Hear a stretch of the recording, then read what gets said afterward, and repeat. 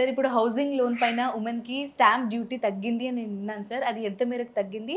ఎందుకంటే ఇది చాలా మందికి తెలియని విషయం ఏంటంటే, వుమెన్ బారోవర్స్‌కి బ్యాంకులన్నీ గూడా బిట్వీన్ జెంట్ అండ్ లేడీస్ అన్నిటిలోనూ మేము జెండర్ ఈక్వాలిటీ అంటారు కానీ, హ్మ్. ఇక్కడికొచ్చేప్పుడు మాత్రం లేడీస్‌కి పెద్దపీట వేసి, హ్మ్. లేడీస్‌కి ఒక 0.5% ఇంట్రెస్ట్ తక్కువకిస్తారనమాట. ఓకే అది సార్. ఎడ్యుకేషన్‌లోనైనా అవ్వచ్చు, హౌసింగ్‌లోనైనా అవ్వచ్చు. ఓకే అది సార్. బ్యాంకులు ఇస్తున్నారు.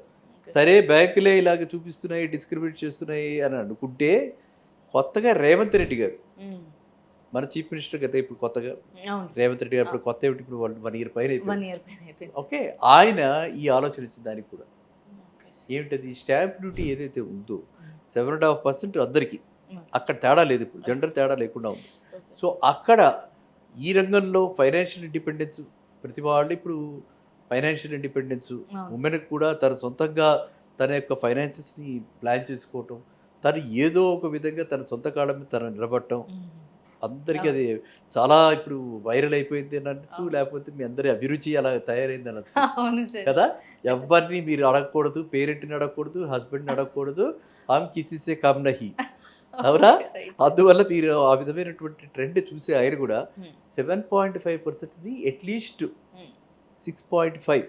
1% అంటే ₹1,00,00,000 ప్రాపర్టీ మీద 1% అంటే 1,00,000 సేవ్